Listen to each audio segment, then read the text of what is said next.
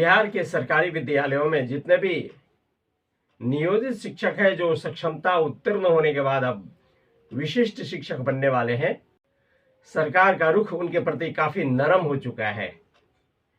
स्वयं एसीएस सिद्धार्थ महोदय क्या कहते हैं, आइए एक छोटी सी झलक देखते हैं हम लोग।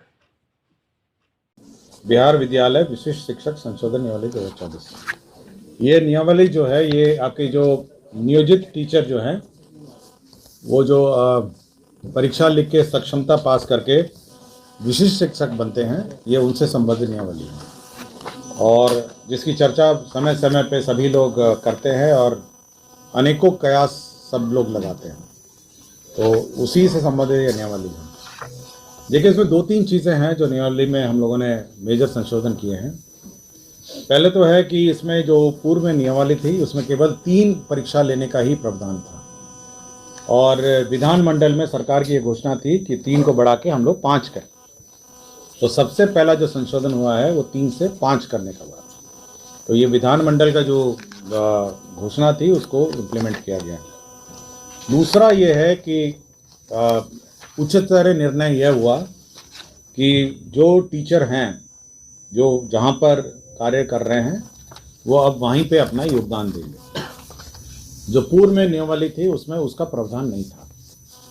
तो अब इसमें यह कहा गया है कि आप जितने भी टीचर हैं वे अब उसी विद्यालय में योगदान देंगे और प्रोविजनली उनको अपॉइंट उस पद पर किया जाएगा और वो वेतन ड्रॉ कर सकेंगे। सरकार इसके लिए एक तिथि निर्धारित करेगी विभाग, और उस तिथि से वो लोग वेतन ले सकेंगे। ये प्रावधान पहले नहीं था। पहले ये था कि सरकार स्थानांतरण करेगी और स्थानांतरित जगह पे जाकर जब योगदान देंगे तब वो वेतन ड्रॉ करेंगे। तो एक मेजर ये संशोधन हुआ है कि वो अपने ही मूल स्थान जहाँ पे कार्य कर रहे हैं वहाँ से वो वेतन ड्रॉ कर सकेंगे।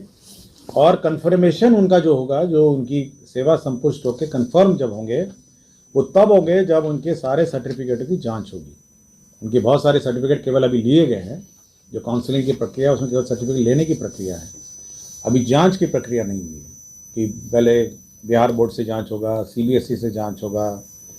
बहुत सारे लोग तो विभिन्न राज्यों के बोर्ड से आए हैं, यूपी वाले यूपी बोर्ड से आए हैं, कोई मध्य प्रदेश बोर्ड से आया है, और बहुत सारी डिग्रियाँ हैं जो जाँच की प्रक्रिया में है। तो जब जाँच हो जाएगा तो वो कन्फर्म हो जाएंगे और परमानेंट हो जाएंगे। तो मोटा मोटी ये जो संशोधन है ये करने की आवश्यकता इसलिए पड़ी है क्योंकि सभी लोग ये कहते रहे कि हमको वेतन दीजिए और डेट अनाउंस करिए, तो इस नियमावली के लिए वो वेट कर रहे हैं। ये प्रोविजनल अपॉइंटमेंट है और सरकार कभी भी स्थानांतरण कर सकेगी, लेकिन अभी सरकार स्थानांतरण करने का विचार नहीं रखती है। तीसरा ये है, इसमें ये है कि सरकार एक स्थानांतरण नीति अलग से लाएगी और उसके आलोक में कभी स्थानांतरण करना होगा तो उस वक्त करेगी, लेकिन वर्तमान में वो वहीं पे योगदान देंगे और वहीं से वो सैलरी ड्रॉ करेंगे। तीसरा ये है कि इसमें जो विभागीय कार्रवाई और अन्य डिसिप्लिनरी प्रोसीडिंग के रूल्स हैं वो उस नियम में नहीं थे। तो अब ये है कि उसमें माइनर पनिशमेंट क्या होंगे, किस कारण से होंगे, मेजर पनिशमेंट्स क्या हैं, वो किस कारण से होंगे। जो सरकारी सेवा के जो नियमावली है वो इन पर लागू होगी। तो सारे नियम जो सरकारी सेवक पे नॉर्मली विभागीय कार्रवाई के लिए लागू होते हैं वो इन पर भी लागू होंगे।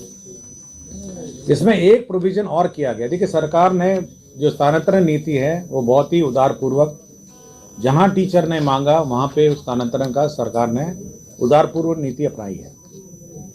टीचरों ने कहा कि हमको जहाँ पे कार्य कर रहे थे वहाँ करिए, कुछ टीचर ने कहा कि नहीं, हमको जहाँ पे हमारी इच्छित स्थान है वहाँ करिए। तो सरकार हमेशा बहुत ही उदारपूर्वक नीति के अनुसार सरकार स्थानांतरण करती आई है। और ये हम लोग का विचार ये है कि जो भी नीति है वो उदारपूर्वक होनी चाहिए, स्थानांतरण नीति। हम लोग को कोई ऐसा नहीं है, सरकार का ये नहीं है कि टीचर्स को कोई कष्ट हो प्लेस ऑफ पोस्टिंग में, और हम लोग ये सभी कंसिडर करके कर रहे हैं। लेकिन एक प्रोविज़न इसमें इस नियमावली में रखा गया है जो कि बहुत महत्वपूर्ण है और जिसके बारे में पहले भी चर्चा की गई है कई जगह। वो ये है कि अगर आप पढ़ाएंगे नहीं और आप लोकल पॉलिटिक्स में इन्वॉल्व होंगे, आप अन्य टीचर को डिस्टर्ब करेंगे और आप विद्यालय का माहौल बिगाड़ेंगे, तब जिला पदाधिकारी आपको उस स्कूल से किसी भी ब्लॉक और किसी भी अनुमंडल में स्थानांतरण कर सकता है, और अगर वो रिकमेंड राज्य सरकार को करेगा तो वो जिला भी बदल सकते हैं। तो यह प्रावधान रखा गया है कि अगर आप पढ़ाएंगे नहीं, आप दूसरे को कहेंगे, जैसे कल ही आपने एक वीडियो सुना होगा जिसमें एक टीचर कहती है कि आप अटेंडेंस फर्जी बनाइए। हम ही को सूचना मिली थी, हमको किसी ने मिल के दिया है, वो ऐसा नहीं है कि अचानक वो प्रकट कहीं से हो गया है। एक टीचर आई थी मुझे शिकायत करने के लिए कि उसकी हेड मिस्ट्रेस जो है वो दबाव बना रही है और गड़बड़ करने को कह रही है। आप सभी ने सुना होगा उसको।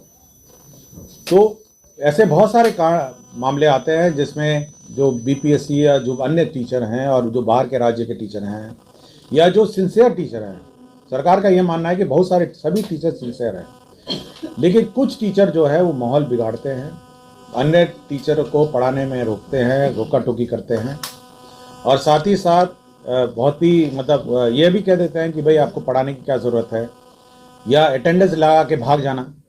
ये प्रवृत्ति थोड़ी बहुत ही निकटतम वाले टीचरों में है, जहाँ जिनका घर बिल्कुल स्कूल से सटे है, अटेंडेंस लगाइए घर पहुँच जाइए। तो इस प्रकार की अगर प्रवृत्ति नोटिस की जाएगी तो जिला पदाधिकारी उनको उस स्कूल से स्थानांतरण कहीं पे भी कर देगा जिले में, और अगर वो रिकमेंड करेगा तो जिला से भी बाहर जो डायरेक्टर हैं वो कर सकेंगे। तो ये है कि अगर आप किसी भी हालत में, सपोज आप पाए जाते हैं कि रोज़ आप आते हैं और घर भाग जाते हैं, तो पब्लिक कंप्लेन करेगा तो आपको नोटिस दिया जाएगा कि ऐसे ऐसे शिकायत आपके विरुद्ध प्राप्त हुई है, तो आप उसके विरुद्ध आप जवाब देंगे कि नहीं, हम तो बिल्कुल लगातार पढ़ाते हैं, शिकायत गलत है, तो उसकी जांच होगी और उस पर ऑर्डर होगा। अगर ऑर्डर हो गया और आपके विरुद्ध हुआ तो आप अपील कर सकते हैं। तो अपील का भी प्रावधान हम लोगों ने 2 स्तर पर रखा है, इसलिए बिल्कुल एक हियरिंग का भी मौका दिया है। लेकिन यही है कि ये बहुत ही कम शिक्षक ऐसे होंगे जो इस दायरे में आते होंगे, लेकिन ज़्यादातर शिक्षक समय पर पढ़ाते हैं और रुचि लेके पढ़ाते हैं। बहुत ही कम शिक्षकों की कंप्लेंट आती है, लेकिन उनके लिए भी ये प्रावधान किया गया है कि अगर आप पढ़ाएंगे नहीं तो आपको अपने पदस्थापित स्थान से ट्रांसफर कर दिया जाएगा। हम लोगों ने देखा कि स्वयं ACS एस सिद्धार्थ महोदय ने क्या कहा है। अब शिक्षकों की जिम्मेदारी बनती है कि उनके मनोनुकूल विद्यालय उन्हें मिल ही गया है।